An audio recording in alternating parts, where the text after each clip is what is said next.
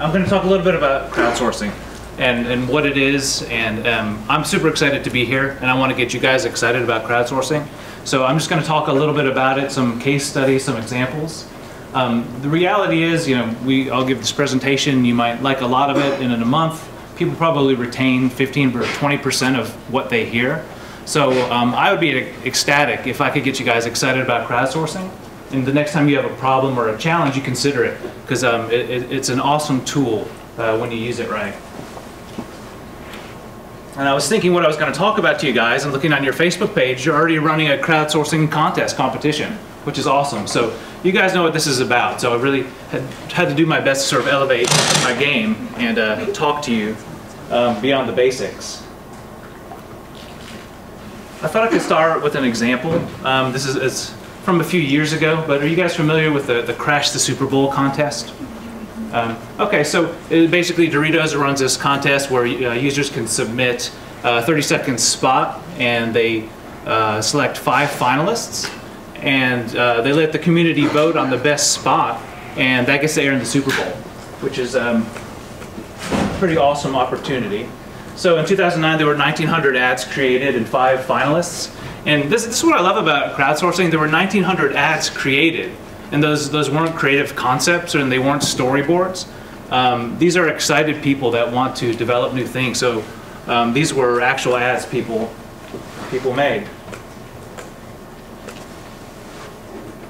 And so 2 brothers from Indiana developed the free Doritos commercial. And so apparently they did this at their local YMCA for about $2,000. So let's see if we can watch it real quick.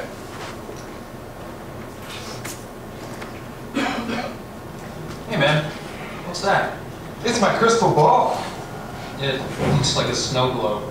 Nuh-uh, it's real. Here, watch. Free Doritos at the office today? I think that's a yes! Free Doritos! Will I finally get that big promotion? Promotion? Not in your future.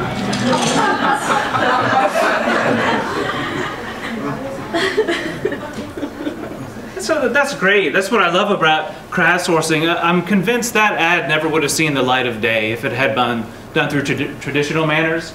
Imagine a creative brief explaining there's broken glass on our product that people eat, and there's someone getting something thrown at them. If that had gone through traditional channels, through an agency, a CMO, that probably wouldn't have been made.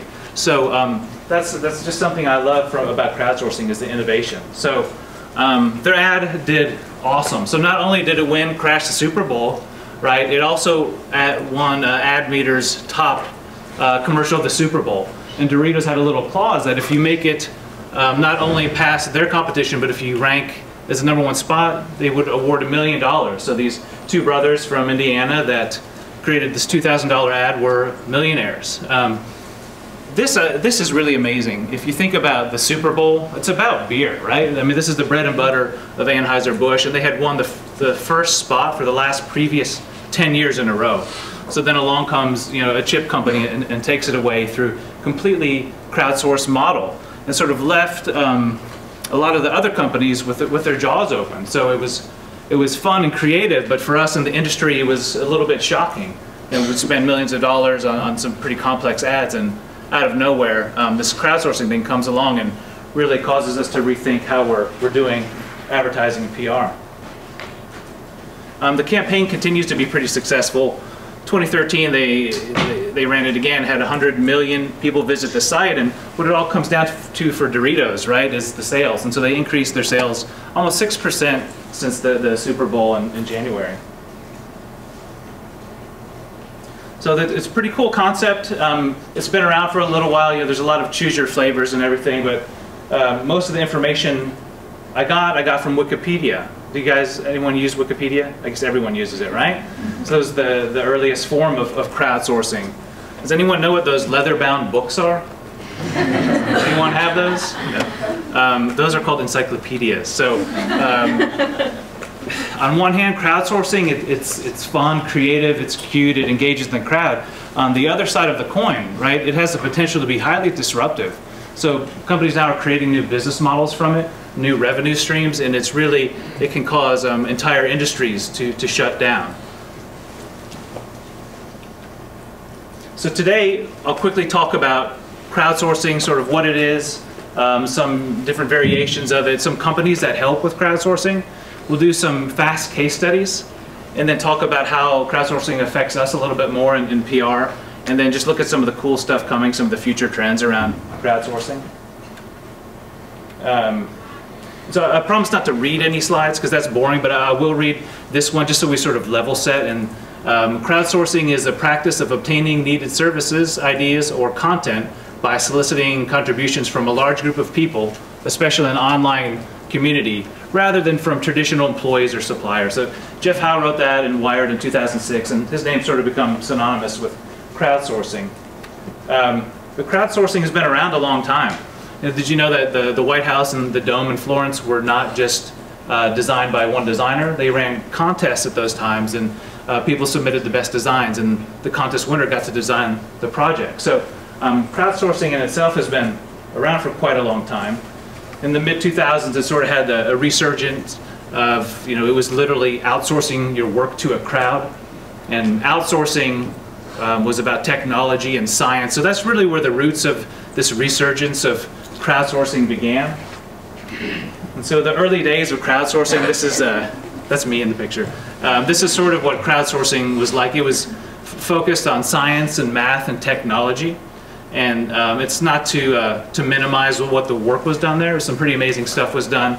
But at the same time, it was pretty limiting to the different fields that crowdsourcing could help. And if you look at the evolution to what we call co-creation now, instead of crowdsourcing, you can use it for all different fields. You can use it in sales, business development, research and design, product development. So really this concept of co-creation has grown so far in the past 6 or 7 years. Of course, it's powered by social media. So that was what was really big in the Doritos time, is social media was continuing to grow leaps and bounds. And so social really opened up the ability to source the crowd, right? It gave companies the ability to listen and participate.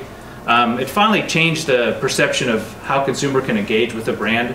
It provided that bridge so they could do that. And it provided a forum for loyalists. So people don't want to consume passively. They rather participate in the development and creation of products meaningful to them. So social was a good place for loyalists. Apple, people that love Apple will only buy Apple, and they're so passionate about it. So this was a good venue for them. So talking about crowdsourcing, and I'll throw out this term open innovation or co-creation. So the way crowdsourcing started, it was small tasks. Henry Ford said, no project is too complex if you break it into a lot of small pieces. So that's really what crowdsourcing started with. It was necessarily, you wouldn't crowdsource a website, right? You would crowdsource maybe just the wireframes, or maybe just the design. So crowdsourcing started with just a fast and cheap way to outsource small tasks to the crowd and allow your internal organization to focus on the more critical items. But now in this new area, which is the most exciting, and that's why I'm really into crowdsourcing and see so much potential, is we've taken it past the task, right? And we've realized that there's a lot of value in the crowd. And so now we're asking the crowd to help us with new products, new innovations, help us find, the next big thing, the next extreme value outcome. And, it also, that kind of open relationship with the crowd provides a great way to engage the community. And so we talked about the advantages and just already, but really some of the disadvantages is it's not a silver bullet. If every business problem you have can't be solved by crowdsourcing, it's a solution. It's a means to an end.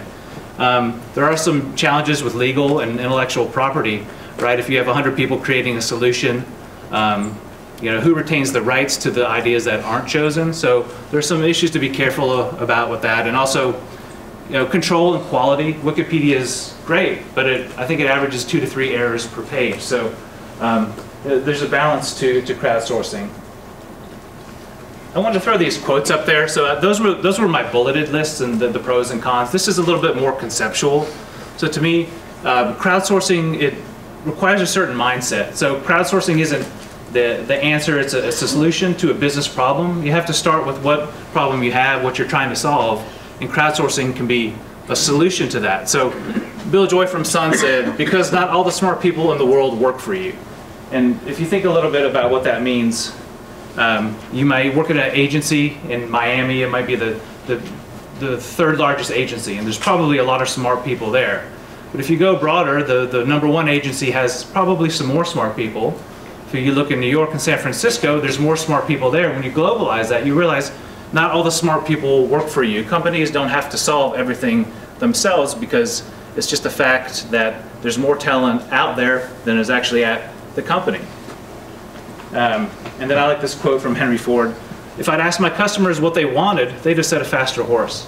So the idea that companies are so close to what they do that they're not really looking beyond their realm or their area of expertise. Some of the true innovations from crowdsourcing happen from other industries.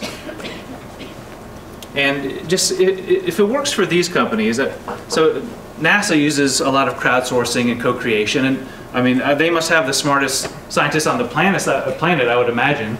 They also have an $18 billion budget, but it's okay for them to use crowdsourcing, so it should be okay for most other companies to try it too.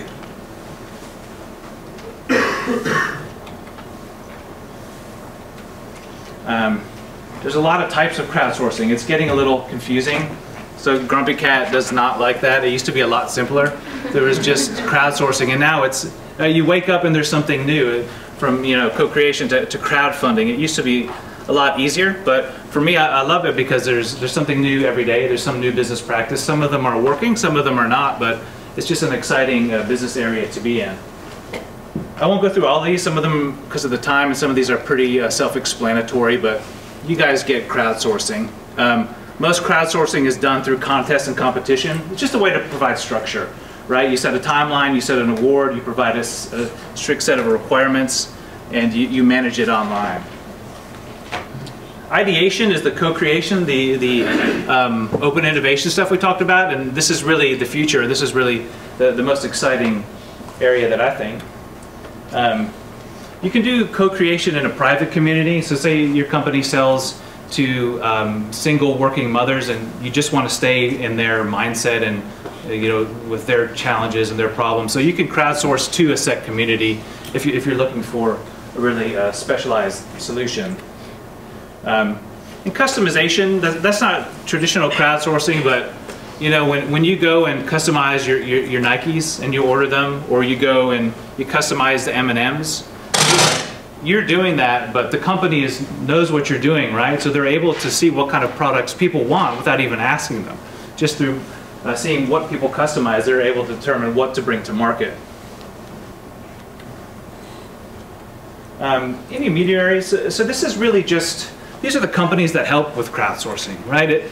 If I'm at a company and I need to crowdsource something for website design, it's very hard for me just to go to the internet to do that. I don't know who I'm talking to or what their quality is. So these companies help manage that process. So the main thing is it gives you access to a vetted network of professionals, so you can sort of have an expected quality that you're going to receive. And they just know the best practices and have some insight, and mainly they'll manage the whole thing, because it can be pretty time consuming if there's hundreds of entries and you're managing a contest with deadlines, you're awarding some kind of cash prize, and there's a lot of legal with that. So for people just getting into crowdsourcing, some of these companies are great to work with, and most of them are really cost-effective web-based kinds of companies.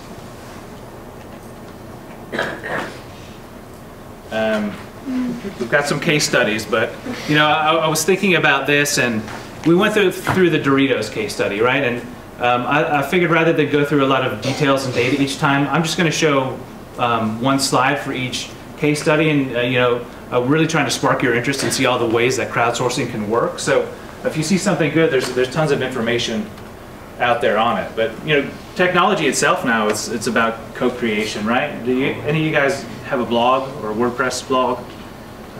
So I mean, that's all built by a really loyal community, and there's not necessarily a company making that. That's people who just want to improve the product and share it with others.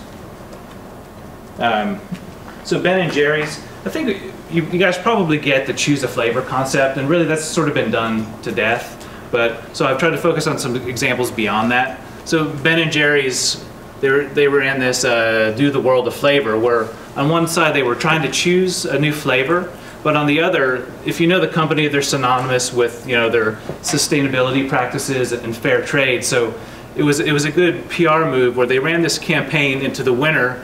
They took them to the Dominican Republic and got to have them experience all of their fair trade practices. And of course there was tons of video and press releases and a blog to accompany that. So they used crowdsourcing to help them with a product, but also to help position their brand. And similar, so did Budweiser.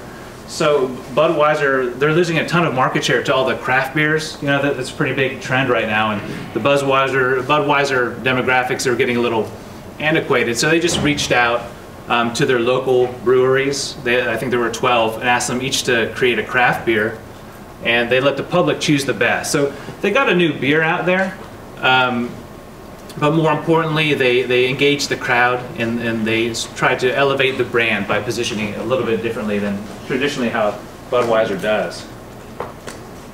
Have you guys heard of my Starbucks idea or used it? It's a little old, but I love it. It's so simple, and it's so clean, and it makes so much sense. It's just a suggestion box where you can go and talk about Starbucks, but the people that are into Starbucks are into the experience, right? And they go in there and the computer and just, it's a whole customer experience. And so not only can you submit ideas on the My Starbucks site, but then they also encourage people to talk about them and vote on them. And they'll choose ideas, and they'll actually track which ones are being implemented in stores. The suggestion boxes are old. You can always send an email to a company, but you never really know what happens. Well, that's what I love about Starbucks, is they'll track the ideas and they'll show the progress.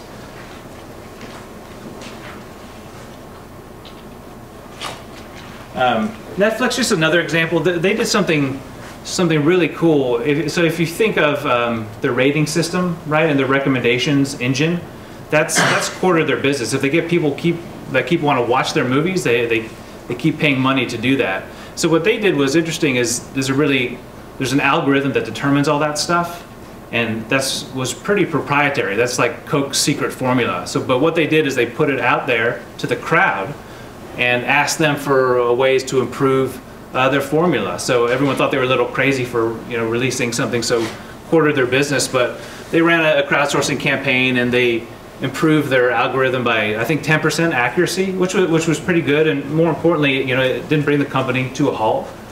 So this is more about the idea of companies making data open to the crowd. Patagonia, they do it a little bit different. So they're not your traditional, Facebook contest marketing kind of company. But what they did see was they were doing social listening, and they could see that people are talking about all their old gear. It lasts for a long time, so people were talking about old jackets and hats. And so what they did was aggregate all this content and threw it into a Tumblr to create this experience, which is so much better than the company itself creating a blog with canned information. This was so authentic because it had all real life user experience. So they crowdsourced their blog effort that way. And Coca-Cola is doing this thing now. So they ran this campaign to fans to suggest an invention, cause, or social app that could spread happiness. It's a little light, little marketing, but I like it because consumers are smart, and they know with crowdsourcing, the company, there's a lot to benefit the company, right? Saving them a lot of money, saving them time. So in a way, they're engaging the crowd, sure, but the companies benefit most from crowdsourcing. So I'm interested in these new examples of crowdsourcing where they're not necessarily asking for what their next product is, or how to solve the next problem. They're using crowdsourcing to elevate the brand and to tie key messages back into the brand. Fiat has this car, so it'll be interesting to see how it turns out, and we'll talk about another car in a second. But this is just a site where people can go and discuss issues for this car that they like. So this is obviously not something you'd see going down the street here. I think it's in Brazil, but just the idea of even outsourcing for a car. So there are some fails too. Crowdsourcing isn't without its problems. So Boeing crowdsourced a lot of different components to the 787. And it's a pretty, I guess a plane would probably a pretty complex thing. And so they crowdsourced, you know, navigation and design and different pieces. When they stuck it all together, it didn't fly. So you can get too big to crowdsource. You can get too complex. That's what happened to Boeing. And you guys heard of the Exile Pitbull campaign? So poor Pitbull. So Walmart ran a campaign with him where they said whatever Walmart location gets the most likes, they're going to send Pitbull there to go do a concert. And so this reporter just sort of had it in for him, and it's a risk of crowdsourcing. The internet can act on a whim. You know, one day it can be your best friend, the next it cannot. And so he ran this Twitter campaign, #ExilePitbull, and in the town of Kodiak, Alaska, the population is 4,000, and the Walmart there had got 70,000 likes. So they sent Pitbull to Kodiak, Alaska. But I'll give them credit though. So they handled it well. So Pitbull started talking about how cool Kodiak was, and the company did a lot of community engagement. And then they invited this reporter that caused all the problems to come out there and listen to the concert. So it ended up being a big PR win for them. So what could they have done differently? Could they put some limits on it? Maybe limited it to the top 5 cities or something. So there's some risks to crowdsourcing. Same with Mountain Dew. Have you heard of Dub the Dew? They created this homemade green apple flavored Mountain Dew, and apparently it was just a website where you could come in and you could vote for the name. And I can't put the names up here. This is the only one I can put up here. What that came up for it was diabetes is the name of the new soda because of the sugar content. But it just goes to show you. I mean, I thought Mountain Dew was a pretty cool brand, and it just you're up to the whims of the internet. If you catch it on a bad day, it can be brutal. So these are some of the things we have to think about in PR how to mitigate that risk. And just talking about how this affects us, it's really a new era because now we have a two-way relationship. Individuals are customers and consumers, but they're also contributors. And I put this quote in here from Tanya Garcia because I liked it. She said, "Those who understand the power that lies within the communities, embrace the members' duality, and find smart ways to give people the voice and influence they desire will drive powerful results." So it's just embracing the crowd. It's there, and the crowd wants to help you. And so for us, the crowdsourcing itself, it's just great content. If it's done well and it's successful, it's just a great content piece for PR. And what we do is, inherently, we have deep experience collaborating with large audiences. So if PR engages throughout the crowdsourcing effort, it can really extend the lifespan of the campaign. It's important for consumers, getting them to be able to share it, but also for key influencers and media, not just telling them about it, but reaching out to them ahead of time, maybe even involving them in the crowdsourcing. But there's some risks for us also that we talked about. You're sharing your secrets. So traditionally companies would launch a product and the rest of the marketplace would rush for 6 months to catch up and offer a competitive offering. Now if you're coming out with a new ice cream flavor, all your competitors know it and they know when it's coming and they know why customers like it. So it's risk you're sharing all your data and all your customers' data as well. So the key is to give enough to provide participation but not give out too much data. Customer privacy, just more as a topic, you're talking with your customers and they're sharing information, you're sharing information, and this customer confidentiality is so sensitive now. It's just something to be prepared for, is managing the customer privacy in your crowdsourcing effort. What do you do if it's not good? So let's say you have an awesome product and you outsource a marketing campaign for it and all the campaigns are bad. You have an obligation to reward that contest and do one of the marketing campaigns, but are you going to do that at the expense of not properly marketing your product? So it can be a little bit tricky. And of course the last one, just prepare for the worst in case the contest goes bad or you catch the internet on a bad day. There's just some inherent risks involved for us to deal with in PR that marketing isn't always as concerned about.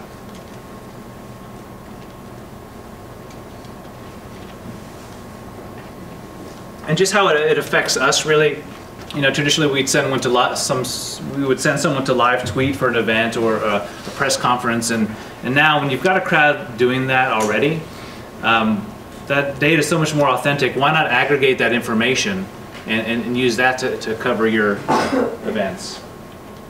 Media contacts, that'd be interesting to see where this goes, but this company has set up like a wiki where you can come in and you can share your media contacts, and the more you share, you get points accumulated and you can go look at other media contacts. And it's beyond, you know, name and email. It's, you know, almost a dossier of a media contact, and conversations you've had with them, and tips to help you get in with them. So now we'll talk about some of the future trends, hopefully the little more fun stuff. So in addition to collaboration and participation, businesses are transforming today to include crowdsourcing is really at the core of their business. It's not a fun thing to do for marketing. It's a way for companies to save money and make money and truly innovate. It's moved from people creating for the company to the company enabling people to create for people. I know that's a little confusing, but if you can get the crowd thinking that they're doing something for themselves rather than just to help a company, they're going to be so much more motivated. So companies are becoming the enablers of innovation rather than the end-to-end solution. Just goes back to not all the smartest people work here. So looking at some of these reimagined business models, some of the things that crowdsourcing has done that's sort of changing the trends and becoming really financially viable solutions. So machine crowdsourcing, that's not as science fiction as you think. Have you guys heard of the Internet of Things, this concept? That like all your devices are connected and they're all reporting and sharing data. So this is just an example of the Nest learning thermostat. It's a really cool thermostat. People hate thermostats and hate programming them. This thing you just put on the wall and it learns your behavior. So it learns when you want it hot, when you want it cold, when you're in the house, when you're not. And so it's generating all this data. And so what it's doing is creating energy consumption data and habits, and it's capturing all that, but it's a machine. So you've really outsourced all this traditional things that people would do, and you have machines reporting on it. And it becomes really powerful if you can get that data in a way where you can manage it and do something with it. So Airbnb, it just reimagining the hospitality industry. This was just going beyond, you know, condo sharing to people sharing rooms in their house or remote vacations that they have. Relay rides, it's a great idea. This whole idea about reimagining assets. So I don't have a pickup truck, but Jennifer does, and sometimes I really wish I had one to move stuff if I've got something going on. So if hers is sitting in her driveway, not generating any value for her, why wouldn't she rent it out to me for 3 hours, and I would pay that? So this gets into this idea of asset sharing. If you take this a step further, it's pretty interesting. Think of the stuff that you have in your house. You have space in your attic, you have your pickup truck, maybe you have an expensive shopping bag. You don't use these things all the time, but there's someone out there that does, right? So the potential to make money from it is pretty exciting. It's not that far-fetched if you imagine a tight-knit community, and this is run by a homeowners association. Like I have a really tall fixture in my ceiling, but I'm not going to buy a 20-foot ladder to fix it because I just need it once. But I'm sure someone in my neighborhood has one, so I would pay them if I could use that. And Kickstarter, are you guys familiar with Kickstarter? The crowdfunding. What about Veronica Mars? I didn't even know that was a show. Did you guys watch that before? Yes. Yeah, pretty amazing. So Kickstarter just funds creative projects from TV shows to movies to tours to literacy. And so this Veronica Mars is just another great example of how passionate fans can be and what they can do. I guess the show has taken off the air, and they ran this Kickstarter project to generate revenue for it, and I think it was $2 million in 2 days, something unheard of on Kickstarter. So granted that's not enough to make a movie, but it just people can look at this and see the potential and see how loyal the fans are, and imagine they can create a movie that they already know people are going to go see. And so, I mean, that's almost like having a crystal ball into the consumer's mind. And so Kickstarter does a lot of things like I mentioned, the video games or watches or even books and arts. TaskRabbit is pretty cool. It's outsourcing all the stuff that you don't like to deal with. I hate that, putting together IKEA stuff. I can't do it, but if there's a neighbor that can do it in the 30 minutes that it takes me 4 hours to do, that's great. If I could crowdsource all the stuff I have to do that I'm not good at, I mean, how cool is that? So there's obviously some management to this, but if these are all people that are vetted and have background checks, and you can rate them by recommendation, then you're pretty likely to let them help you out. Local Motors, we'll just watch this quick video, and then I mentioned more about a car crowdsourcing.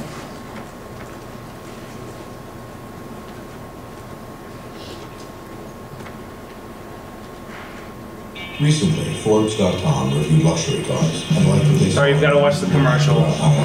Brought to you by Acura. So YouTube has to make money too, though. When all was said and done, they named the ILX one of their hottest new cars for 2013. And that was before they saw this incredible offer. Visit your local Acura dealer for attractive offers on the 2013 ILX. The Acura ILX. Luxury. Highly recommended.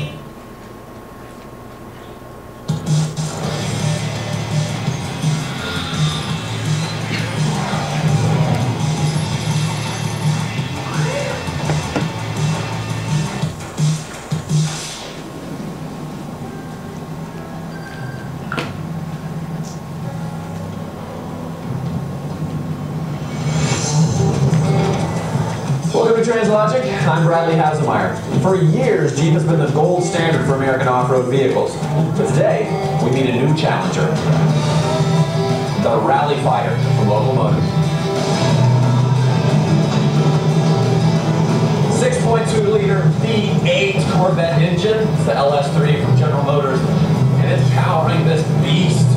It's got a steel frame, it's got aluminum wheels, and it's just motors right over these bumps like it's nothing, you know what I mean?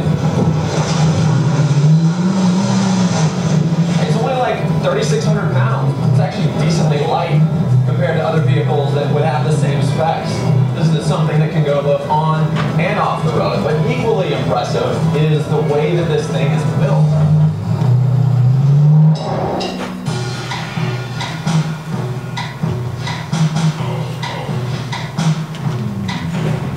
All right, I'm here with Jay Rogers, the co-founder and CEO of Local Motors. Thanks for being with us. Hey, thanks, Adam. Well, tell me a little bit about this creation that is Local Motors. Local Motors has been around now for 4 years, Okay. and it started probably 6 years ago when I was in the Marine Corps. I was looking at what I was going to do next.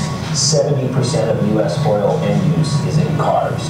So if you can make a difference in cars, you can really do something good for the world. We want to address the whole ecosystem of what it means to make a vehicle. One of the things you find is if you build a car with somebody, it's something that you will never let go of. The next piece was, could we make it locally? Could we make it where people came to the car where it was produced, as opposed to the traditional car where it's all made in Ypsilanti and then it's delivered everywhere all over the world? There are a lot of things that we did to make this the most sustainable car production methodology.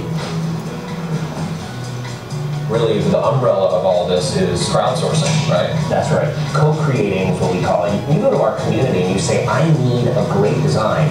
You're going to get 150 people that are going to come at it from 150 different angles. Sure. By definition, 80% of them will be amateur. And 20% of them will be wicked awesome.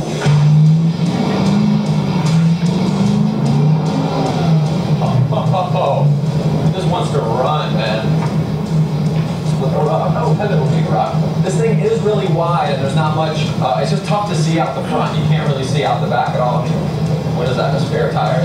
There's 18 inches of clearance for the nose to go up and down in the front. Don't believe me? Check this. Yeah. Also, you get awesome dust. It's like little badges of courage floating in the air. Walk me through a Rally Fighter came to be. Designed by a guy named Sang-Ho Kim. He came up with an initial design brief. Someone else designed the interior of the car, a guy named Mihai Panatescu from Romania. And then there were people that designed like the side pipes on the car, Yeah. and then somebody else did a light bar on the top. All of them, with the exception of Sang-Ho, I've never even met. develop, build, and mod. Those are the 4 steps that Local Motors takes when they're putting together something like this. And you know, I guess the question really is this what the future holds? I mean, think about if this was a large auto manufacturer that had come up with these drawings, how long it would take for something to get done. People ask me, how much of the car do you make? And I say, by volume, we produce like 90% of the car. By SKU, we produce like 10% of the car. That's amazing. So, because we make the body and the chassis and the glass and other things like that. Okay. So that's the volume So that's of the yours. car. All the parts, we use taillights off of the Honda Civic Coupe. Those taillights have been DOT certified to work on a vehicle at a specific attitude. And a lot of kit car companies will just say, well, nobody's looking, I'll just stick any light on. Yeah. What we said is, how does it ride on the Civic Coupe? Let's make it ride exactly like that on the Rally Flyer. If it's already been done, and there are 5,000 taillight systems around the world, and you give 100 choices to your community and say, which one would look good on this car?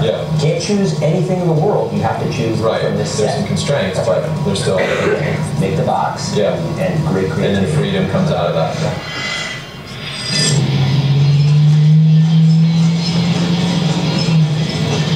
Do you ever wake up in a cold sweat at night thinking, oh, I started a car company? The short answer is yes. And I think it's a really sensitive question to ask. When you do this, you're responsible for changing an industry in the way that it thinks. You're changing customer views of things. You're changing the way that the team comes together and builds a vehicle, and you're taking on a lot of responsibility. Certainly, But we have to do that in America today. If we don't do that, we won't be taking on the biggest challenges that we have. And so, though it's hard, and though it is sometimes for me like, oh my God, what did I do? It's also something I love deeply, and it's the thing I know is right. It just performs beautifully. Little fishtail. Yes, that was amazing. I'll start with there. The guy starts to get a little too excited, but I think you get the point of even crowdsourcing with cars is potentially really disruptive, right? He goes on to, he goes on to make a point too that how long has Bluetooth been around? People have had those headsets for what, 8 years maybe, and they're just now making it to mainstream cars. It's just a great example of why does it take so long in traditional companies to bring things to market. It takes expertise outside of an industry to recognize how to make things much faster and cheaper and simpler. So just sort of wrap up. So we've come a long way in the last 6 years, right? We've moved past the technology and the marketing. I think we should be proud of co-creation. We're actually disrupting entire industries, right? We're creating new revenue streams. You know, crowdsourcing and all its alternatives, they're really become viable business solutions for companies. So just sort of to wrap up, you know, I know there was a lot, but just thinking ahead, you know, the smartest people do not always work with you. They don't always work for you. Embrace the power of the crowd. There's a community that wants to help, and they're passionate about products, and they're willing to do work. So you have to embrace that. Best ideas get attention. Involving people amplifies that experience and create advocates. If you get people helping you and helping design your products, how loyal are they going to be when their product comes to market and they had a say in what actually was developed? So finding smart ways to give people the voice and influence they desire will drive powerful results.